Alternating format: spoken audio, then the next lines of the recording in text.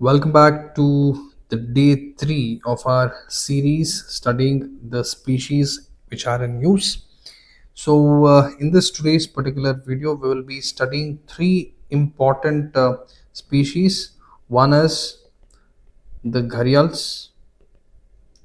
Second, we will be studying about the Asian giant tortoise, and then third we will be studying about a new, not a new species but an old species, but because of its relevance which is in news as of today, that is the saltwater crocodile.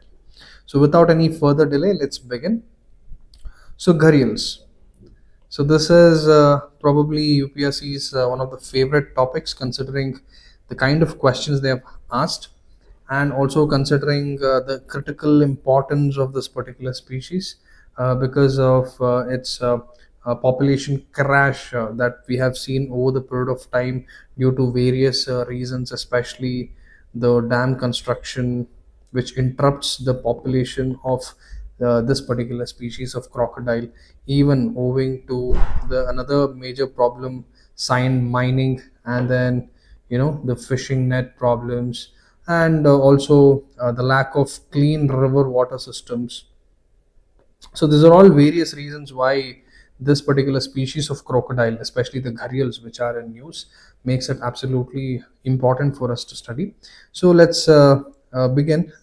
One important thing to keep in mind, that they are freshwater crocodilian species, and if we have to talk about the scientific name, it is of order Crocodilia and family Crocodilidae. So this is not important as long as you are giving the UPSC prelims alone, and trying to understand as to why it has this unique name, gharial. The name derived from the Hindi word ghara, which means pot, refers to a bulb-like snout. If you just carefully see the snout of this crocodile species, it has a bulb-like bulging. So this is how the snout of this particular crocodile species is. So in Hindi, the near translation for the word pot is ghara, and hence the name gharial, which refers to the bulb-like snout tip of adult males. Now, talking about the distribution, it is spread across rivers of Bangladesh, Bhutan, especially even India, Myanmar, Nepal, and also Pakistan, and major populations in the Chambal and Girwa region of India, Rapti and Naryani region of the Nepal. And gharial reserves, we also have certain reserves which protects this particular species. One we have in Uttar Pradesh, we have in Madhya Pradesh, and also we have in the Rajasthan region also. And this particular species, the gharial, it's also important to understand few more things, especially with respect to the conservation status from the Indian government. We have to study about the India's Project Crocodile, which was initiated or launched way back in 1975, where it mostly focuses on captive breeding programs, right? So this is what has predominantly been practiced.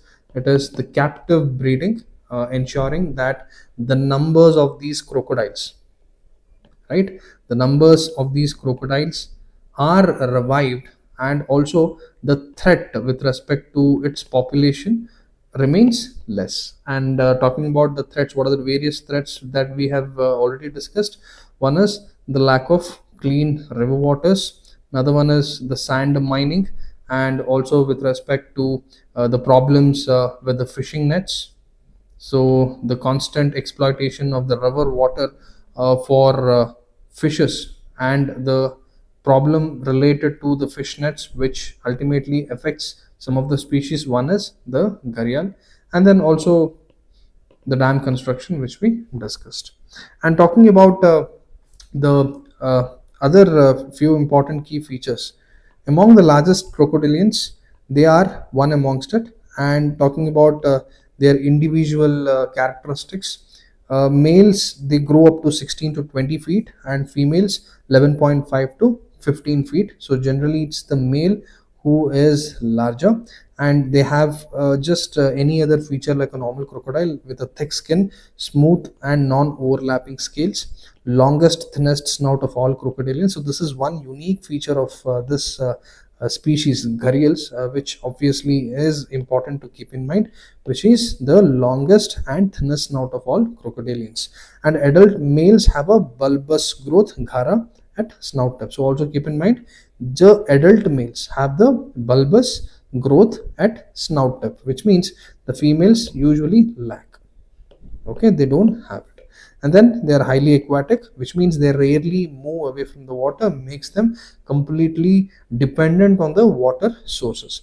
And talking about the reproduction pattern or the reproduction breeding nature of this particular species, they usually, the mating season is between November to January, and the egg laying season is between March to May. So this is also one important thing to keep in mind. And also you have to even understand in terms of how important this is with respect to its overall spread in the entire region, or even globally. We have to keep in mind that we can see them across South Asia as a whole, and also we can even majorly see them in parts of India and Nepal also. This we have discussed. Talking about the conservation status under the IUCN, it is classified as critically endangered, and in the sites it falls under the Appendix 1, and under the Wildlife Protection Act 1972 it falls under the Schedule 1.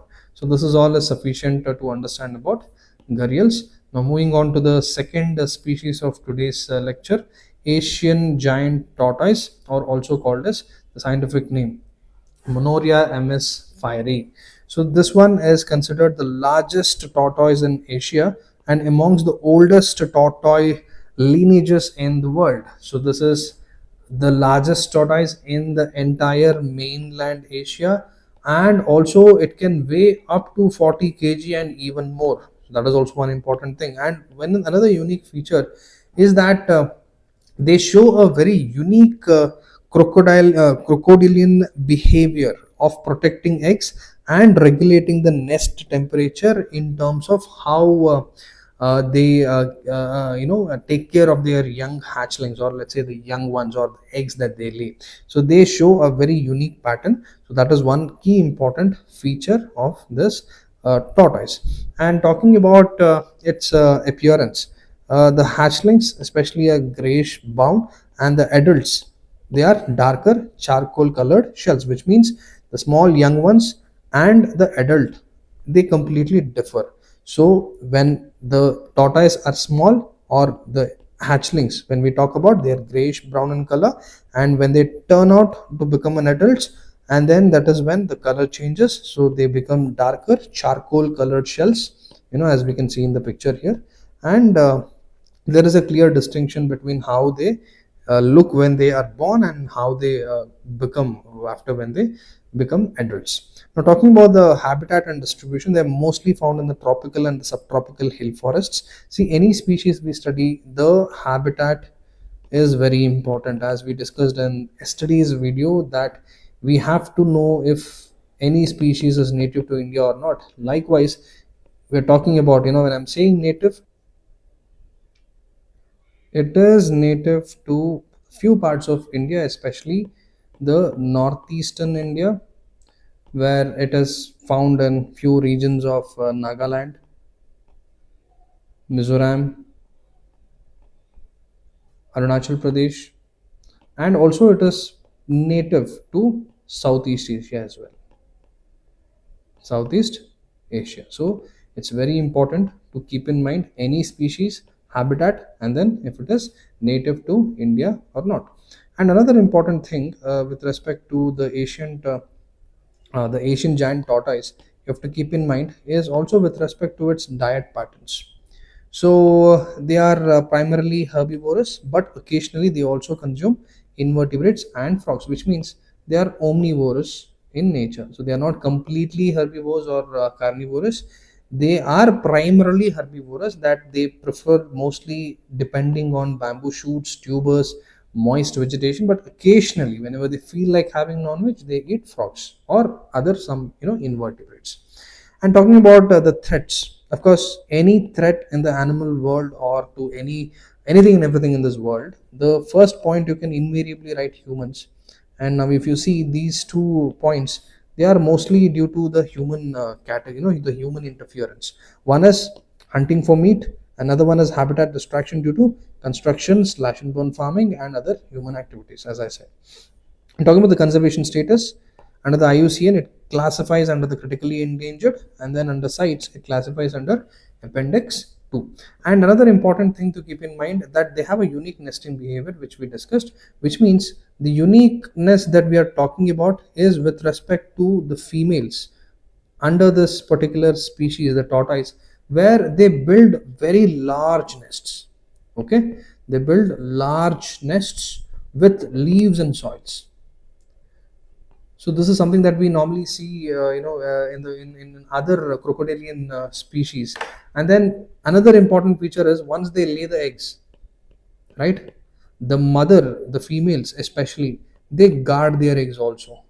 So this is one unique nesting behavior that we see, which are pretty much rare amongst all the other tortoise species. So this is one unique feature with respect to the Asian giant tortoise, which we discussed here with respect to the nesting pattern, which makes it absolutely unique from the other tortoise species. Another important thing is that they are very sensitive also. The species is very sensitive to habitat destruction, especially hunting for meat, as we discussed, one of the and then population, everything surrounds this particular topic, and they are very sensitive to certain things that happen in the ecosystem, like hunting, or let's say habitat destruction due to the construction activities, or let's say the urbanization, or let's say even for that matter even the population, or let's say this, since this particular species is sensitive to all these factors, the very decrease in their population is a clear indicator. Okay, it's a clear indicator to show that there is maximum, or let's say the exploitation is increasing, right? So this is also another important thing, means they are sensitive to these many things, so hence the decrease in their number because of hunting, or because of poaching, or because of the construction activities, or anything and everything, is a clear indicator to say or to show that over exploitation is happening, so that it is clearly a thing, an agenda, or let's say it's clearly a sign for the government or the officials to make sure that they take care of all of the other things, not just the protection of this particular species, but also regulate other important aspects so that the decrease or the over exploitation does not happen.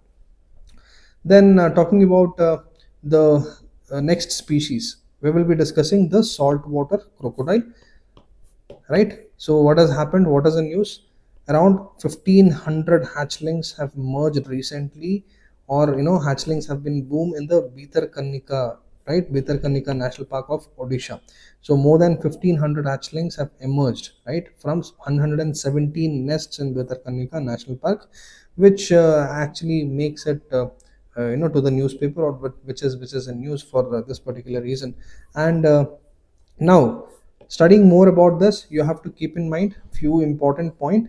One is that this is the largest living reptile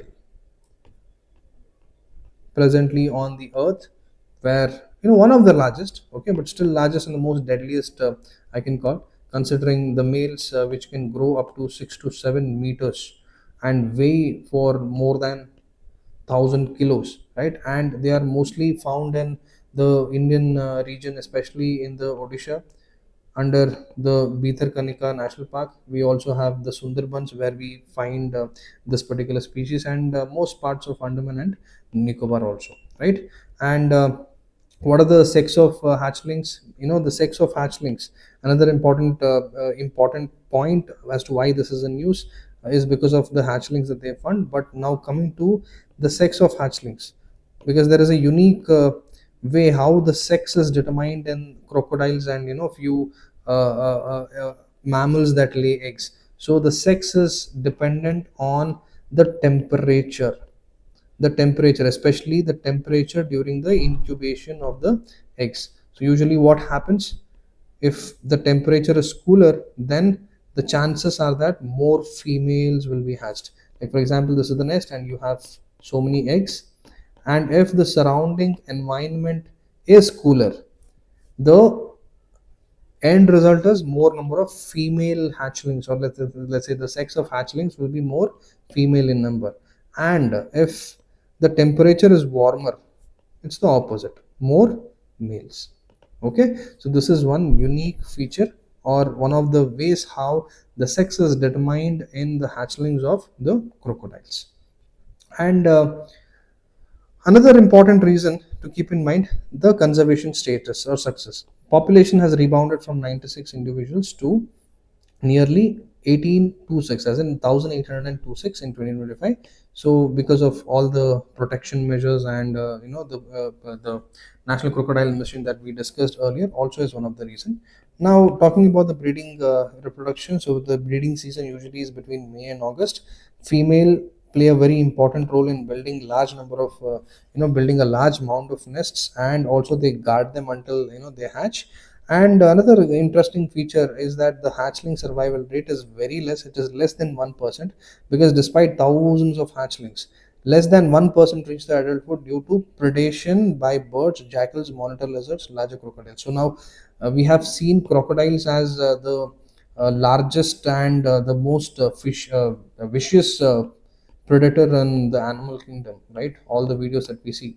But if you talk about the success rate of, or let's say the survival rate of its young ones, it is just 1%. Means for every 100 eggs, roughly only one egg, or let's say one hatchling, will ultimately become a fully grown adult crocodile. So why? Because most of these 100, part of this 100, or let's say 99% of the hatchlings usually become prey to all these other predators in the forest, like birds, jackals, monitor lizards. They feed on these young ones. So hence, that is also one of the important, interesting fact to keep in mind, that the success or the survival rate of these hatchlings is less than 1%.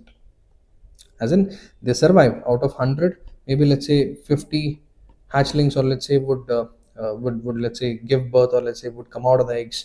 And of these 50, let's say another 20 would probably cross 1 year, and after this 20, probably let's say one would finally become an adult, or let's say within which it would either be a prey or would get killed due to various reasons in the nature.